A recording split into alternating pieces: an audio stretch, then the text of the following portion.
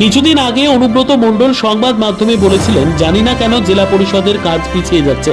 অনুব্রত মণ্ডলের সেই বক্তব্যের পরিপ্রেক্ষিতে আজ জেলা পরিষদে তার উত্তর দিল কাজল শেখ। কাজল শেখ কাজের পরিসংখ্যান তুলে ধরল। পাশাপাশি অনুব্রত মণ্ডলের উদ্দেশ্যে তিনি বললেন, এই ধরনের মন্তব্য না করাই ভালো। তিনি ভুল কথা বলেছেন বলে আমি মনে করি। প্রসঙ্গত, বীরভূম জেলা পরিষদের মেন্টর পদে আবারও একবার আজ যোগদান করল লাভপুরের বিধায়ক অভিজিৎ সিনহা। সেখানে তাকে সংবর্ধনা তুলে দেন কাজল শেখ। কেন্দ্রীয় সরকারের কাছ থেকে বেশ কয়েকবার এই জেলা পরিষদ 1 নম্বরে থেকে পুরস্কার নিয়ে এসেছে। সেটা আমার ব্যক্তিগত মতামত হিসাবে, শুধুমাত্র মেন্টর হিসাবে অভিজিৎ সিনহা অর্থাৎ রানাদা থাকার জন্যই বীরভূম জেলা পরিষদের সকল কর্মাধ্যক্ষ থেকে শুরু করে সকল আধিকারিকদের সঙ্গে নিয়ে তিনি কাজ করেছিলেন, যার জন্য বীরভূম জেলা পরিষদ 1 নম্বরে গিয়েছে। আমার দৃঢ় বিশ্বাস, যদি উনি সঠিকভাবে সময় দেন এবং আমাদেরকে সুপরামর্শ যেভাবে দিয়েছেন, পরোক্ষভাবে প্রত্যক্ষভাবে জেলা পরিষদ এসে আমাদেরকে সঙ্গে নিয়ে কাজ করেন, তাহলে আমার মনে হয় বীরভূম জেলা পরিষদ আগামী দিনেও কেন্দ্রের কাছ থেকে একইভাবে পুরস্কার ছিনিয়ে নিয়ে আসবে। বীরভূম জেলা পরিষদের সভাধিপতি হিসাবে আমরা চেষ্টা করছি, আমার সকল কর্মাধ্যক্ষ থেকে শুরু করে যারা আধিকারিক আছে সকলের সঙ্গে নিয়ে চলার চেষ্টা করছি। এখন 15 ফিনান্স নিয়ে একজন প্রশ্ন করলেন।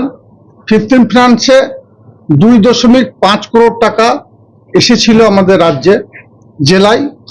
সেটা বর্তমানে 6th পজিশনে আছে। আমরা অলরেডি রাজ্যের মধ্যে 6 নম্বর পজিশনে আছি 15 ফিনান্সে।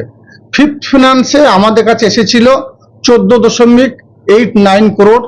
তার মধ্যে 12.50 করোড় টাকা আমরা খরচা করে ফেলেছি, অর্থাৎ 84% টাকা 5th ফিনান্সে, অর্থাৎ রাজ্যে আমরা 5 নম্বরে আছি। বাংলা আবাস যোজনা বাড়ি, যেটা কেন্দ্র সরকার বাংলাকে বঞ্চনা করেছিল, অবহেলা করেছিল, বাংলা আবাস যোজনা বাড়ি দেয়নি। বীরভূম জেলার ক্ষেত্রে আমাদের মাননীয় মুখ্যমন্ত্রী মাননীয় মমতা বন্দ্যোপাধ্যায় 52,909টি বাড়ি দিয়েছিলেন। তার মধ্যে 51,720টি বাড়ি নির্মাণের কাজ চলছে। কিছু বাড়ি নির্মাণ করা হয়নি, কারণ মাইগ্রেন্ট ওয়ার্কার আছে, যারা কর্মসূত্রে রাজ্যের বাইরে আছে, তাদেরকেও চিঠি করা হয়েছে। স্যানিটেশনের ক্ষেত্রে 77,156টি টয়লেটের কাজ অলরেডি কমপ্লিট হয়ে গেছে। 1241টি টয়লেটের কাজ চলছে। তাছাড়াও বীরভূম জেলার যে 2225টি গ্রামের মধ্যে 2135টি গ্রামকে আমরা মডেল ভিলেজ হিসাবে তৈরি করতে পেরেছি। আর অল্প সংখ্যক বাকি আছে, যেটা রাজ্যের 96%, আমার জেলার 96%। স্বভাবতই বাকি যে কাজগুলো, যে দিকগুলো আমরা পিছিয়ে আছি, আমার দৃঢ় বিশ্বাস আমাদের অভিভাবক, আমাদের জেলার মেন্টর দীর্ঘদিন ধরে তিনি প্রশাসনিক কাজে দক্ষতার সঙ্গে কাজ করে এসেছেন। এবং আবার বলছি যে উনি যদি প্রত্যক্ষভাবে জেলা পরিষদে এসে আমাদেরকে সকলকে সঙ্গে নিয়ে কাজ করেন, তাহলে বীরভূম জেলা পরিষদ অল্প কিছুদিনের মধ্যে 1 নম্বর পজিশনে যাবে রাজ্যের বাকি জেলাগুলোর থেকে।